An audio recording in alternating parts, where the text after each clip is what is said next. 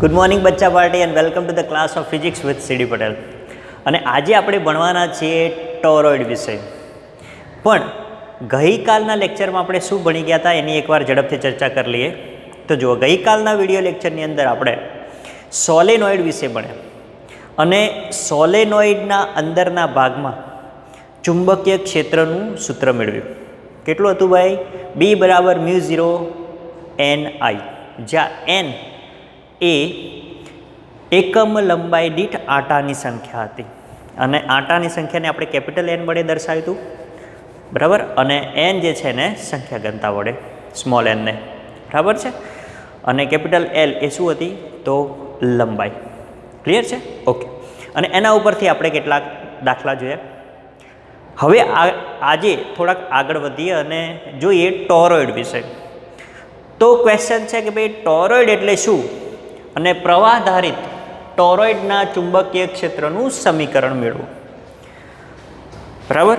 તો જુઓ, જેને સોલેનોઇડનો કન્સેપ્ટ એકદમ સમજાઈ ગયો હશે એને ટોરોઇડમાં બિલકુલ તકલીફ પડશે નહીં. તો સોલેનોઇડ એ શું હતું ભાઈ? તો અતિ લાંબો સોલેનોઇડ આપણે લીધો હતો, બરાબર. જો આ પ્રકારનું હતું કંઈ, જો આ પ્રકારે મેં તમને કાલે બરાબર બતાવેલું કે ભાઈ N આંટા ધરાવતા તારને આપણે શું કરેલું છે? પાસે વીંટાળેલા છે અને એવી રચના જે બને એને આપણે શું કીધું હતું? સોલેનોઇડ. જો આ પ્રકારે કંઈક આ થોડોક વાયર એવો છે, તમે સમજી લેજો, બરાબર છે. ઓકે. અને પછી આપણે એના માટે જો આ પ્રકારનો સોલેનોઇડ છે, બરાબર. અને પછી એના માટે આપણે બહારના બિંદુએ તો ચુંબકીય ક્ષેત્ર કેવું મળતું હતું? આપણને 0, બરાબર. આપણને ચુંબકીય ક્ષેત્ર ક્યાં મળતું હતું? તો ટોરોઇડની અંદર. ધારો કે ટોરોઇડ છે તો ટોરોઇડની અંદરના ભાગમાં ચુંબકીય ક્ષેત્ર મળતું હતું આપણને, બરાબર. એટલે બહારના ભાગમાં તો ચુંબકીય ક્ષેત્ર કેવું હતું? 0. આ બાજુ બહારના ભાગમાં, નીચેની બહારના ભાગમાં, બરાબર છે. ઓકે, ખ્યાલ આવી ગયો? હા. તો હવે ટોરોઇડમાં આ સોલેનોઇડ કેવી રીતે યુઝ થાય છે? કે ભાઈ એનો યુઝ થાય છે કે એકચ્યુઅલી છે શું? બરાબર. જુઓ, તો ટોરોઇડની વાત કરીએ કે જો સોલેનોઇડને, આ સોલેનોઇડ છે, સોલેનોઇડને વર્તુળાકારવાળી, આ વર્તુળાકારવાળી, અને એના બે છેડા જોડી દેવામાં આવે, સોલેનોઇડને વર્તુળાકારવાળી એના બે છેડા જોડી દેવામાં આવે તો બનતી રચનાને ટોરોઇડ કહે છે. બોલો, સોલેનોઇડમાંથી શું કર્યું? ખાલી એના બે છેડા જોડી દીધા, વર્તુળાકારમાં વાળી અને એના બે છેડા આપણે જોડી દીધા. જો આકૃતિમાં બતાવ્યા પ્રમાણે, બરાબર છે. કે અહીંયાથી આ એક છેડો, બીજો છેડો, બરાબર. બંનેના એક લાંબો સોલેનોઇડ હતો, બરાબર, જેની ઉપર આપણે N આંટા વીંટાળેલા હતા. N આંટા વીંટાળેલા હોય તો જ સોલેનોઇડ બને, બરાબર. ગૂંચળું એક પ્રકારનું. તો એને શું કરી? બે છેડા આપણે જોડી દીધા. તો બે છેડા જોડી દેતા બનતી રચનાને ટોરોઇડ કહે છે, બરાબર. જો આ પ્રકારની ટ્યુબ જેવી રચના થઈ ગઈ, બરાબર. તો શું છે ટોરોઇડની વ્યાખ્યા? જો સોલેનોઇડને વર્તુળાકારમાં વાળીને તેના બે છેડા જોડી દેવામાં આવે તો બનતી રચનાને ટોરોઇડ કહે છે. બોલો, ક્લિયર? ઓકે. તો હવે એની અંદર પ્રવાહધારી ટોરોઇડના ચુંબકીય ક્ષેત્રનું સમીકરણ મેળવવાનું છે. તો બોલો, હવે ચુંબકીય ક્ષેત્ર તમે મને કહો, જેને સોલેનોઇડની થિયરી સમજાઈ હશે એ મને કહી શકશે કે આની અંદર ચુંબકીય ક્ષેત્ર ક્યાં મળશે? તો જો આ વિસ્તારમાં મળશે. અહીંયા આગળ કોઈ પણ બિંદુએ ચુંબકીય ક્ષેત્ર મળે. ધારો કે અહીંયા આગળ P બિંદુ કહી દઈએ, બરાબર. હવે ટોરોઇડના બહારના વિસ્તારમાં અહીંયા કોઈ Q બિંદુ લઈ લઈએ અને આ ટોરોઇડનો જે ગર્ભ છે અથવા તો કોર કહીએ આપણે એને, એટલે કે અંદરના ભાગમાં ધારો કે અહીંયા આગળ આ S બિંદુ લઈ લઈએ. બોલો, પણ સાહેબ વિડીયોમાં અમે તમને કેવી રીતે કહીએ? હા, જુઓ, તો સોલેનોઇડમાં બહારના વિસ્તારમાં, આ સોલેનોઇડ અહીંયાથી છેડા છોડી દઈએ એટલે સીધો સોલેનોઇડ થઈ ગયો. તો બહારના વિસ્તારમાં ચુંબકીય ક્ષેત્ર કેવું હોય? 0. કાલે થિયરીમાં ભણ્યા પ્રમાણે આ પ્રમાણે છે સીધો. તો આ બહારના વિસ્તારમાં, ઉપરના વિસ્તારમાં ચુંબકીય ક્ષેત્ર 0. પછી એને વાળી દીધો આ પ્રમાણે, તો આ પણ બહારનો વિસ્તાર જ થયો ને. ભલે ટોરોઇડની રિંગ વડે ઘેરાતો અંદરનો ભાગ છે, બરાબર, પણ એ ભાગ તો કેવો છે? ખુલ્લો છે. તો ત્યાં આગળ ચુંબકીય ક્ષેત્ર કેવું થાય? 0. તો ચુંબકીય ક્ષેત્ર આપણને મળશે ક્યાં? તો જો આની અંદર મળશે ચુંબકીય ક્ષેત્ર. ક્યાં મળશે? આ કોરમાં મળશે, ટોરોઇડની કોરમાં. બરાબર, એટલે કે એસ બિંદુએ ચુંબકીય ક્ષેત્ર આપણને મળશે. બરાબર, ચલો સમજાય છે અહીંયા સુધી? બરાબર છે. હવે આ જે વર્તુળાકાર સોલેનોઇડ બન્યો આપણે, જેને શું કીધું આપણે? ટોરોઇડ કીધું. એ ટોરોઇડની બહારના, એટલે કે અંદર, પણ ટોરોઇડની બહાર. બરાબર, આ ભાગ કેવો થશે? ટોરોઇડની બહારનો. બરાબર, પરંતુ જે વર્તુળાકાર રિંગ બની એની અંદરનો ભાગ. ત્યાં આગળ આપણે એનું એક કેન્દ્ર લઈ લઈએ, O.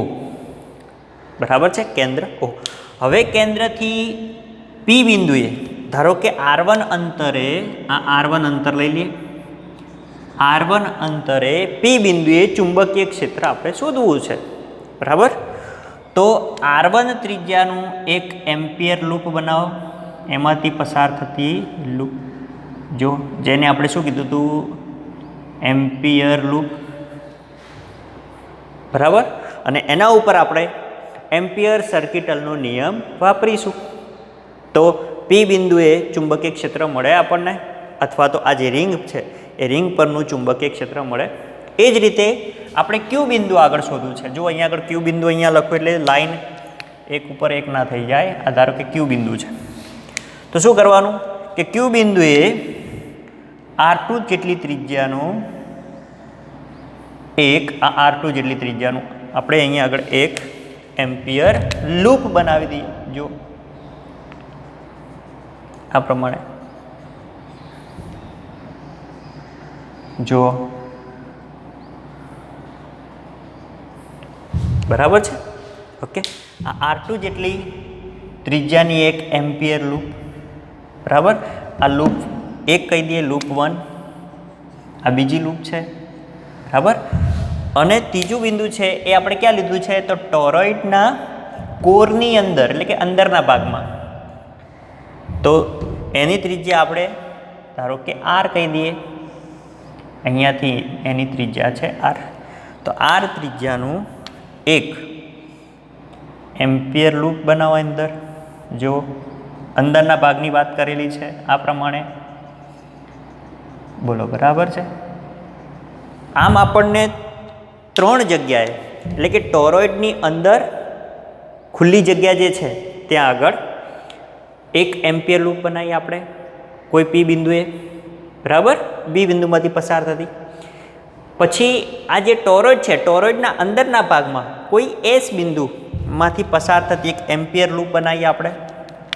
તો અંદરના ભાગમાં ચુંબકીય ક્ષેત્ર કેટલું છે એ મળે, અને બહારના ભાગમાં ચુંબકીય ક્ષેત્ર, એટલે કે એમ્પિયર લૂપ બનાવી. બરાબર, એના માટે આપણે ચુંબકીય ક્ષેત્ર શોધવાનું છે. તો જુઓ, હવે સોલેનોઇડમાં ભણી ગયા એ પ્રમાણે, બરાબર, આ કેવી રિંગ છે? એક પ્રવાહધારિત રિંગ છે. તો પ્રવાહધારિત રિંગ એટલે મતલબ કે આની અંદરથી પ્રવાહ પસાર થતો હશે.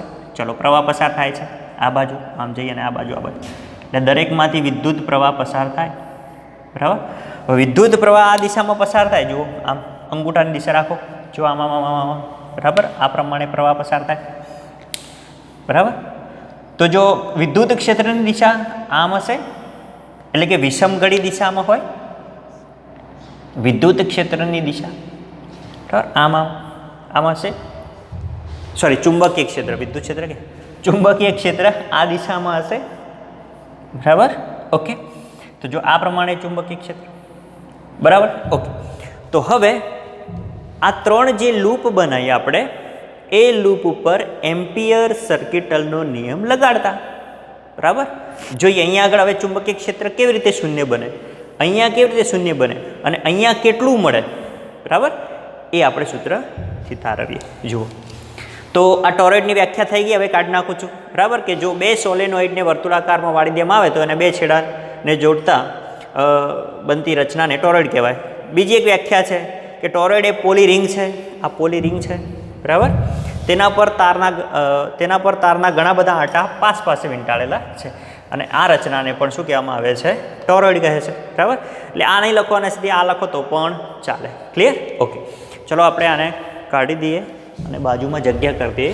જુઓ તો હવે ટોરોઇડની અંદરના ભાગમાં, એટલે કે અંદરનો જે ખુલ્લો ભાગ છે, બરાબર, એ ખુલ્લા ભાગમાં એટલે કે ગાળા 1 માટે, બરાબર, અથવા તો એમ્પિયર લૂપ 1 માટે, બરાબર, એમ્પિયર લૂપ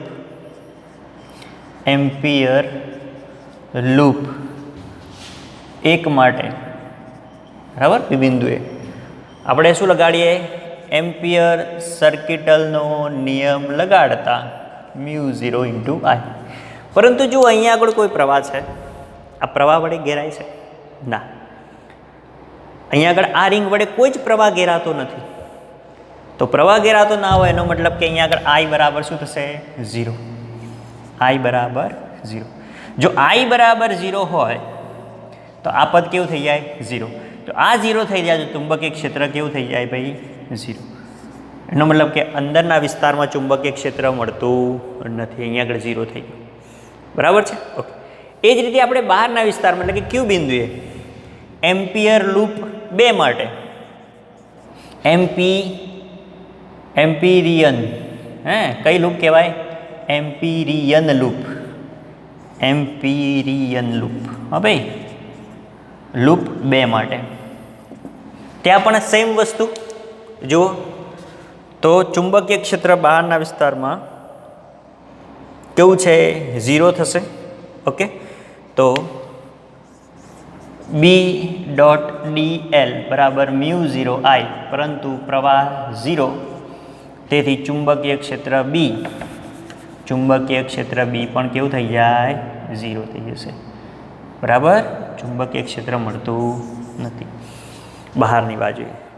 બરાબર, તો ક્યાં મળશે? તો જુઓ અંદરની બાજુએ. બરાબર, આ જે ત્રીજી રિંગ છે એના ઉપર ચુંબકીય ક્ષેત્ર આપણને મળશે. બરાબર છે? ઓકે, આ વસ્તુ કાઢી નાખું છું. બરાબર, જેને લખવાનું હોય વિડીયો પોઝ કરી અને લખી દેજો. તો હવે એમ્પિયર લૂપ 3 માટે જો એમ્પિયર લૂપ 3 માટે જો ત્રીજી લૂપ અહીંયા આગળ લઈ લઈએ તો ત્રીજી લૂપ માટે આપણને ચુંબકીય ક્ષેત્ર મળશે, કારણ કે અહીંયા આગળ જો તાર વીંટળાયેલા છે. જો અહીંયાથી તાર જે છે એ અહીંયાથી અંદર જાય છે અને અહીંયાથી બહાર આવે છે. બરાબર, અહીંયાથી અંદર, અહીંયાથી બહાર. બરાબર, કોઈ પણ દિશામાં લઈ શકો તમે. ચોપડી જે છે તમારી ચોપડીમાં કેવું લખેલું છે? અહીંયા અંદરથી અંદર તરફ જાય છે. બરાબર, એટલે અહીંયા આગળ ક્રોસ કરેલો છે. બરાબર, અને અહીંયા આગળ ડોટ દર્શાવેલો છે બહારની તરફ. એનો મતલબ કે તાર જે છે એ અહીંયાથી અંદર જાય છે અને અહીંયાથી બહાર આવે છે. બરાબર, એવું થાય. ઓકે, બરાબર, ધારો કે આપણે આ તારને આ રીતે દોરીએ તો તમારી ટેક્સ્ટબુકમાં આપેલું છે એ પ્રમાણે થઈ જાય. જો એ અહીંયાથી આ, તો હવે અહીંયાથી અંદર જશે, અહીંયાથી અંદર જશે અને અહીંયાથી તાર છે બહાર આવશે. બરાબર, આમ તાર અહીંયાથી અંદર જશે, અહીંયાથી બહાર આવશે. એમ દરેક જગ્યાએ આ અંદર જશે. બરાબર, તો પછી ચુંબકીય ક્ષેત્રની દિશા પણ બદલાઈ જાય. હા, અંદર જશે અહીંયાથી. એટલે ચોકડી દરેક તાર માટે હું નથી દર્શાવતો. બરાબર, આ જુઓ આ પ્રમાણે. આ તો એન આટા છે, આ ફક્ત તમને બતાવવા માટે જ દોરું છું અહીંયા આગળ. જો કે તમે સમજી જ ગયા હશો એટલે દોરવાની પણ જરૂર નથી. જો આ પ્રમાણે છે તો હવે પ્રવાહની દિશામાં બદલાઈ જાય. હા, આકૃતિમાં લોજિક સાચું વાપરવાનું. પછી એવું નહીં કે અહીંયાથી એ પ્રવાહ જાય ને અહીંયાથી એ પ્રવાહ જાય, તો ખોટું પડે પાછું. ક્લિયર? એટલે અહીંયાથી આ પ્રમાણે પ્રવાહ વહે છે. બરાબર, હવે આ પ્રમાણે પ્રવાહ વહેતો હોય તો ચુંબકીય ક્ષેત્ર આમ જશે.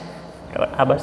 ઓકે, ચલો તો હવે આ એસ બિંદુએ જે એમ્પિયરિયન લૂપ બને છે, બરાબર, એના માટે આપણે ચુંબકીય ક્ષેત્ર શોધવું છે.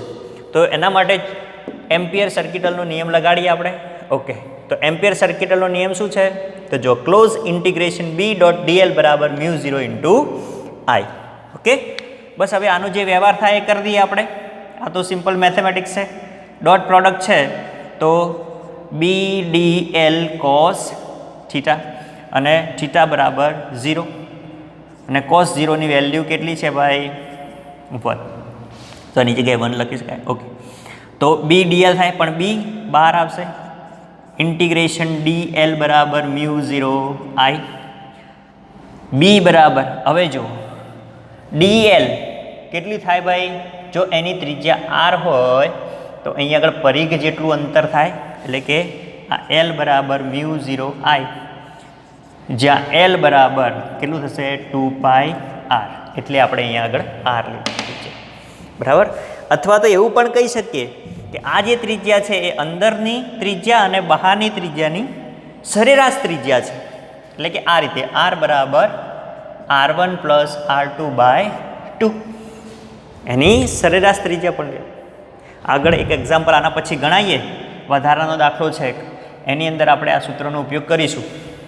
બરાબર, જે R, તો L બરાબર 2πr. બરાબર, કિંમત મૂકી દઈએ અહીંયા આગળ 2πr = μ0 I. તો B = આને આ બાજુ લઈ જઈએ, μ0 I / 2πr. ક્લિયર? આ એક સૂત્ર બને. સાહેબ તમે તો પેલું સૂત્ર કહેતા હતા μ0 ni વાળું, તો જુઓ એ સૂત્ર કેવી રીતે, હા અહીંયા આગળથી જો આ સૂત્ર છે, L ને આ બાજુ લાવો. બરાબર, તો B = μ0 I/L. બરાબર, હવે આ રિંગમાં આટા કેટલા છે, n આટા છે, કે એક આટાની તો રિંગ હોય નહીં. બરાબર, n આટાની રિંગ હોય તો શું આવશે, ni ni ni ni, આ શું થશે ni. બરાબર, તો આ પણ શું થશે ભાઈ ni. બોલો, બરાબર, n આટાવાળી રિંગ છે. તો હવે n/L શું થઈ ગયું, μ0 n/L ની જગ્યાએ n, જ્યાં n એ એકમ લંબાઈ દીઠ. બરાબર, તો એકમ પરિઘ દીઠ લંબાઈ દીઠ જ કહેવાય ને સંખ્યા, આટાઓની સંખ્યા n. તો n બરાબર n/L થાય. બરાબર છે. ઓકે, આને આ રીતે લખવું તો પણ લખાય કે ભાઈ કુલ આટાઓની સંખ્યા n બરાબર n સંખ્યા ઘનતા n ગુણ્યા L, એટલે શું થઈ ગયો, પરિઘ થઈ ગયો. પરિઘ એટલે લંબાઈ n, એટલે એની જગ્યાએ આપણે 2πr પણ લખી શકીએ. બરાબર છે. ચલો, ક્લિયર? તો આની જગ્યાએ આ n લખેલો હોય તો એની જગ્યાએ આપણે આ વસ્તુ પણ આની અંદર લખી શકીએ. ચલો, ક્લિયર છે? તો ટોરોઇડની અંદરના વિસ્તારમાં જો ટોરોઇડ વિદ્યુત પ્રવાહ ધારિત હોય તો અંદરના વિસ્તારમાં ચુંબકીય ક્ષેત્રનું સૂત્ર આટલું મળે, B બરાબર μ0 ni. બોલો, ક્લિયર છે? આવડે એવું એકદમ ઇઝી. તો આ ટોરોઇડવાળો ક્વેશ્ચન તમને પૂછાય તો આવડવો જોઈએ. બરાબર છે. ટોરોઇડ શું છે, તો ભાઈ સોલેનોઇડના બે છેડા જોડી દો એટલે ટોરોઇડ બની જાય. અને ટોરોઇડના અંદરના વિસ્તારમાં, એટલે કે અહીંયા આગળ ચુંબકીય ક્ષેત્ર 0 હોય, અહીંયા આગળ ચુંબકીય ક્ષેત્ર કેવું હોય, 0. પરંતુ અંદરના વિસ્તારમાં, એટલે કે કોરવાળો જે વિસ્તાર છે એની અંદર ચુંબકીય ક્ષેત્ર આપણને કંઈક મળે. બરાબર છે. પછી એની ગણતરી દર્શાવી દેવાની અહીંયા આગળ કેવી રીતે મળે. બરાબર. અહીંયા એક ખાસ એક તફાવત છે એ તમારે ધ્યાનમાં રાખવાનો. જો બંને માટે સૂત્રો તો એક જ મળે છે. સોલેનોઇડની અંદર આ એક પ્રકારનો સોલેનોઇડ જ છે ને, પણ એને વાળીને બે છેડા જોડી દીધા એટલે આપણે એનું અલગ નામ આપી દીધું ટોરોઇડ. તો જો સોલેનોઇડ માટે અંદરના વિસ્તારમાં પણ આટલું જ મળે છે ચુંબકીય ક્ષેત્ર. બરાબર. સોલેનોઇડ માટે B = μ0 n × I, small n × I, જો I જેટલો પ્રવાહ એની અંદરથી વહેતો હોય તો. એ જ રીતે ટોરોઇડ માટે પણ B બરાબર μ0 ni. પણ તફાવત એટલો જ છે કે સોલેનોઇડ એ શું છે, એક લાંબો તાર છે. સોલેનોઇડ એ શું છે, અતિ લાંબો તાર છે. બરાબર. જ્યારે ટોરોઇડ જે છે μ0 ni, ટોરોઇડ છે એ શું છે, તો જો એક રિંગ થઈ જાય છે. અહીંયા આગળ શું થઈ જાય છે, રિંગ, અને એની અંદર આપણે ચુંબકીય ક્ષેત્ર મળે. તો અહીંયા આગળ ડિફરન્સ શું છે, તો તફાવતમાં એ છે કે n બરાબર શું છે, n/L. n બરાબર n/L છે. એટલે અહીંયા આગળ શું લીધેલું છે? એની ટોટલ લંબાઈ લીધેલી છે. આ શું છે? એની લંબાઈ એલ, બરાબર, સોલેનોઇડ માટે. જ્યારે આની અંદર શું આવશે? તો એનો પરિઘ આવશે એન અપોન એલ જે છે એ એલ બરાબર શું આવશે? તો 2πr પરિઘ આવશે એનો નીચે, બરાબર. જ્યારે અહીંયા આગળ લંબાઈ આપશે. ક્લિયર? તો આ બંને વસ્તુ ખાસ ધ્યાનમાં રાખવાનું, એટલા માટે મેં અહીંયા આગળ આ લખેલું છે. ક્લિયર? તો આ વસ્તુ દાખલાઓની અંદર ધ્યાન રાખવાની છે કે તમને શું પૂછ્યું છે, સોલેનોઇડ છે કે ટોરોઇડ છે. તો એ પ્રમાણે ઘણીવાર તમને કન્ફ્યુઝ કરવા માટે અંદર ત્રિજ્યા આપી દીધેલી હોય. એક્ઝામ્પલની અંદર ઘણીવાર કન્ફ્યુઝ કરવા માટે સોલેનોઇડ પૂછે, પણ તમને કન્ફ્યુઝ કરવા માટે ત્રિજ્યા આર આપી દીધેલી હોય, બરાબર. તો પછી તમે એ પ્રમાણે ગણવા જાઓ તો દાખલો ખોટો પડે. એટલે આ બધી વસ્તુઓ, નાની નાની વસ્તુઓ છે, એ ખાસ ધ્યાન રાખવાનું. ક્લિયર? તો હવે જોઈએ, આ જ થિયરી જે ભણ્યા એના જેવું સેમ સ્વાધ્યાયનો, એટલે કે વધારાના સ્વાધ્યાયનો દાખલો છે 4.17. જો ટેક્સ્ટ બુકમાં જો અહીંયા આગળ દાખલાની રકમ મેં આખી રકમ લખી નથી, તમે જોઈ લેજો ટેક્સ્ટ બુકની અંદર. ટેક્સ્ટ બુક લઈને બેસજો જોડે. જો એની અંદર એવું કહે છે કે ટોરોઇડના અંદરની ત્રિજ્યા તમને આપેલી છે 25 સેન્ટીમીટર. એટલે દાખલો આ રીતે સ્ટાર્ટ થાય છે કે 25 સેન્ટીમીટર અંદરની ત્રિજ્યા અને 26 સેન્ટીમીટર બહારની ત્રિજ્યા ધરાવતો એક ટોરોઇડ છે. એટલે કે બહારની ત્રિજ્યા R2 બરાબર 26 સેન્ટીમીટર. એ ટોરોઇડમાંથી પસાર થતો વિદ્યુત પ્રવાહ I બરાબર 11 એમ્પિયર છે. હવે આ ટોરોઇડના આટાની સંખ્યા આપેલી છે 3500. તો ટોરોઇડની બહાર ચુંબકીય ક્ષેત્ર આપણે B1 કહી દઈએ, શોધો. ટોરોઇડના કોરની અંદર, બરાબર, એટલે કોર જે છે, કોરના વિસ્તારમાં ચુંબકીય ક્ષેત્ર B કેટલું થાય, અને ટોરોઇડ વડે ઘેરાયેલી ખાલી જગ્યામાં ચુંબકીય ક્ષેત્ર કેટલું થાય. હમણાં જ મેં અહીંયા આગળ આકૃતિ દોરી હતી, બરાબર. તો સીધે સીધો એના ઉપરથી ખ્યાલ આવે કે ટોરોઇડની બહારના વિસ્તારમાં ચુંબકીય ક્ષેત્ર તો કેવું થઈ જશે? 0. એટલે જે પહેલો આન્સર છે એનો એ, આજે એ કહી દઈએ આપણે, એમાં શું આવશે? તો જો ચુંબકીય ક્ષેત્ર ટોરોઇડની બહારના વિસ્તારમાં, ટોરોઇડની બહારના વિસ્તારમાં ચુંબકીય ક્ષેત્ર કેવું થઈ જશે? બહાર તો કોઈ છે જ નહીં પ્રવાહ, એટલે ચુંબકીય ક્ષેત્ર B બરાબર 0 થાય છે. કારણ કે ત્યાં કોઈ પ્રવાહ છે નહીં, પ્રવાહ ઘેરાતો જ નથી. I બરાબર 0. એ જ રીતે ટોરોઇડ વડે ઘેરાયેલી ખાલી જગ્યામાં ચુંબકીય ક્ષેત્ર, આ C લખી દઈએ આપણે, આને C કીધો છે, બરાબર. કે ટોરોઇડ વડે ઘેરાતી ખાલી જગ્યામાં ચુંબકીય ક્ષેત્ર B2, આપણે આને B1 કહી દઈએ, એ પણ કેવું થશે? 0 થશે. તો ચુંબકીય ક્ષેત્ર ક્યાં મળે છે? હમણાં થિયરી ભણ્યા પ્રમાણે કોરની અંદર. તો કોરની અંદરના વિસ્તારમાં ચુંબકીય ક્ષેત્ર માટેનું સૂત્ર શું છે? તો પહેલાં સૂત્ર લખી કાઢો, બરાબર. કે કોરની, જો જરા B, ટોરોઇડની અંદર, કોરની અંદરના વિસ્તારમાં, એટલે કે કોરમાં ચુંબકીય ક્ષેત્ર B શોધવા માટેનું સૂત્ર μ0NI, બરાબર છે. ઓકે. તો હવે μ0NI આપેલો છે, તો પ્રવાહ તમને આપેલો છે, અને N બરાબર શું થાય? તો μ0NI છેદમાં L લખાય. અને Lની જગ્યાએ લખવું હોય તો શું લખાય? ટોરોઇડ છે એટલે 2πr. પરંતુ અહીંયા આગળ આપણે શું લાવવાનું છે? R. તો R કેવી રીતે મળશે? જો અહીંયા આગળ આ પ્રમાણે ટોરોઇડ દોરેલો છે, બરાબર, આકૃતિ દોરી એટલે વધારે ખ્યાલ આવે, બરાબર. અહીંયા આગળ આ પ્રમાણે આટા છે, બરાબર. ઓકે, જો આ પ્રમાણે. હવે અંદરના વિસ્તારમાં, અહીંયાથી કોઈ અંદરના વિસ્તારમાં આપણે કીધું હતું કે ભાઈ R1 ત્રિજ્યા, અને બહારના વિસ્તારમાં R2 ત્રિજ્યા શું હતું? ચુંબકીય ક્ષેત્ર 0. તો આ બંનેની સરેરાશ ત્રિજ્યા R મળે અહીંયા આગળ. તો R શોધવો હોય તો R બરાબર શું થાય? R1 પ્લસ R2 ભાગ્યા 2, બરાબર છે. R1 પ્લસ R2 બાય 2, બરાબર. તો શું શોધવાની આપણે? અહીંયા આગળની જે ત્રિજ્યા છે એ આ બંનેની સરેરાશ ત્રિજ્યા છે, બરાબર. તો સરેરાશ ત્રિજ્યા આ પ્રમાણે લખવાનું. અહીંયા જો આકૃતિ કાઢ નાખું છું. ત્રિજ્યા માટે ટોરોઇડની સરેરાશ ત્રિજ્યા આર બરાબર R1 પ્લસ R2 છેદમાં 2. તો બોલો R1 કેટલો છે? 25 વત્તા 26/2 એટલે કેટલી આવશે? 25.5 સેન્ટીમીટર આવશે.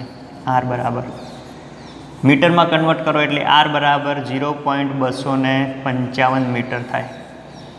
બોલો બરાબર. ચલો R મળી ગયો, બરાબર. n તમારી જોડે છે, I છે, μ0 છે. હવે શું મૂકવાની? કિંમતો મૂકવાની રહી. ચલો μ0 એટલે 4 પાઈ ઇન્ટુ 10⁻⁷ 3500 આટા ગુણ્યા પ્રવાહ 11 એમ્પિયર અને છેદમાં 2 પાઈ એમને એમ રાખો કારણ કે પાઈ ઉડશે. R બરાબર 0.255. ચલો જે ઉડતું હોય ઉડાડી અને સાદુરૂપ આપો.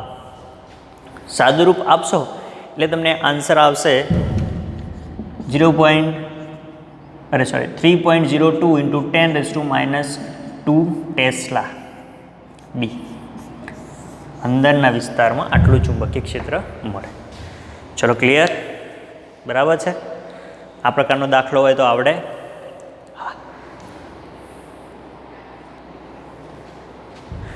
જો હવે ઉદાહરણ 4.9, બરાબર.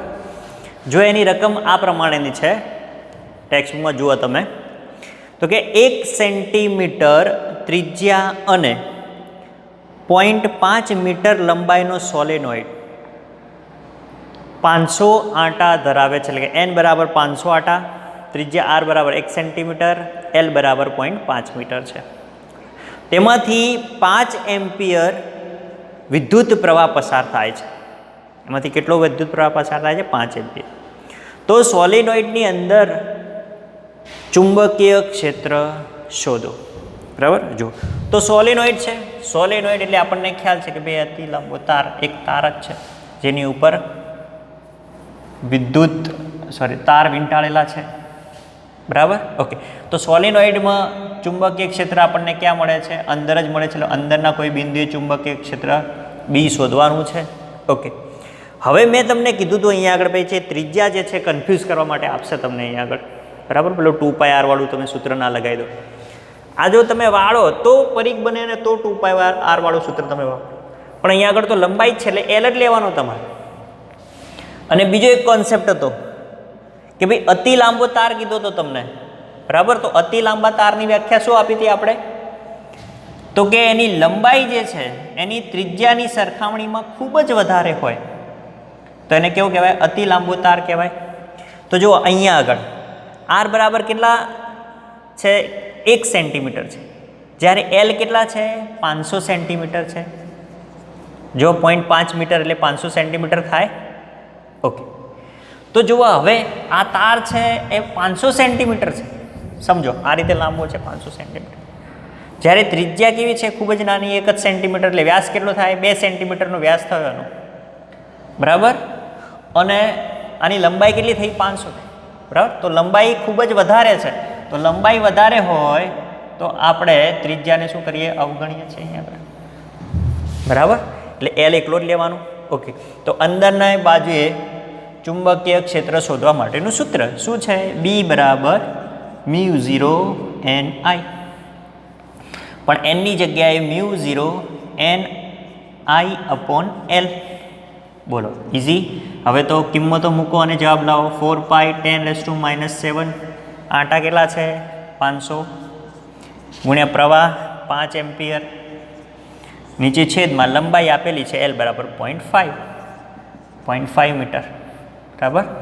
આ બધાનું સાદુરૂપ આપશો તમે એટલે તમને આન્સર મળશે 6.28 ગુણ્યા 10⁻³ ટેસ્લા, બરાબર.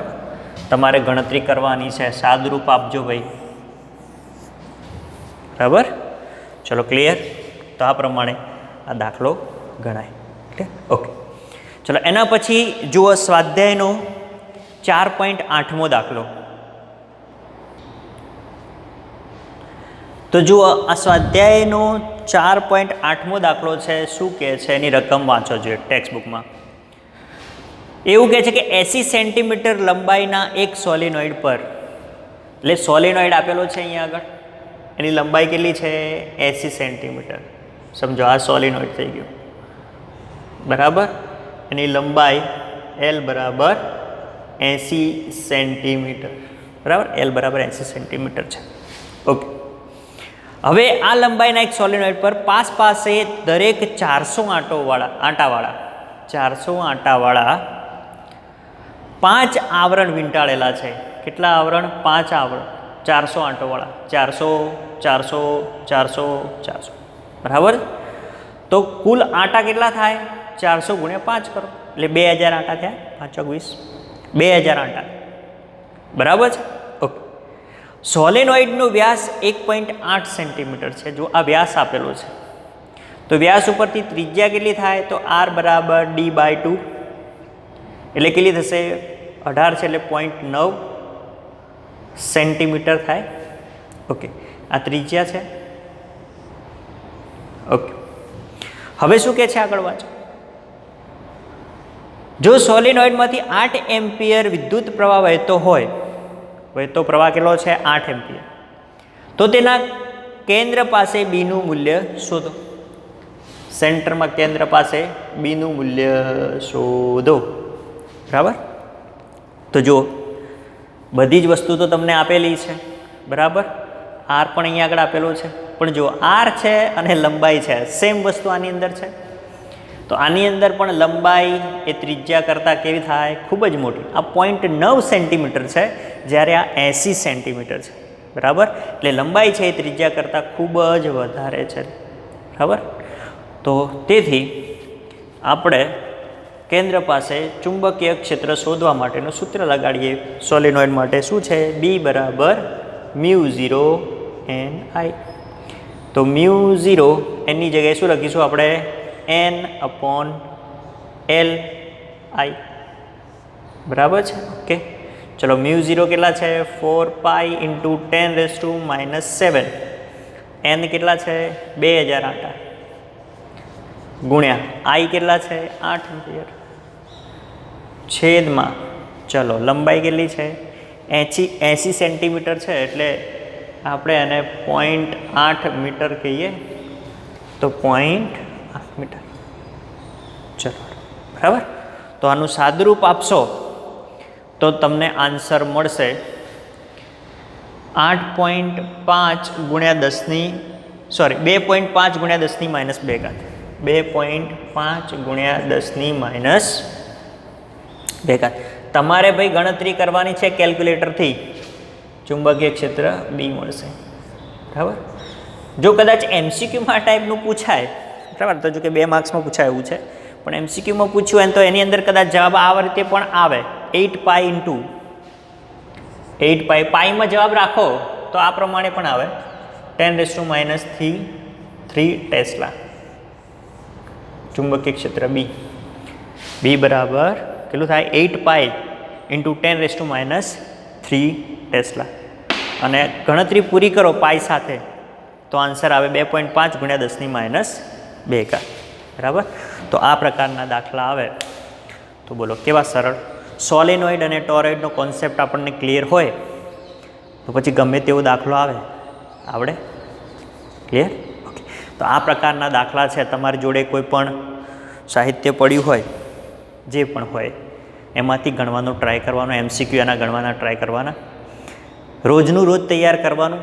હજી આગળ પણ ઘણા બધા સૂત્રો આવશે, તો અત્યાર સુધી જે સૂત્રો ભણી ગયા છે, જે થિયરી ભણી ગયા છે એ કમ્પ્લીટ તૈયાર કરી દેવાની, બરાબર છે. અને એને લગતા જેટલા બી એક્ઝામ્પલ છે આપણે તો અહીંયા ગણાવીએ જ છીએ, બરાબર. એના સિવાયના પણ તમે ગણજો. જો વધારે પ્રેક્ટિસ કરશો તો તમને જ ફાયદો છે, બરાબર છે. ઓકે. ચલો મળીએ કાલે નવી થિયરી સાથે. ત્યાં સુધી ટાટા, બાય બાય.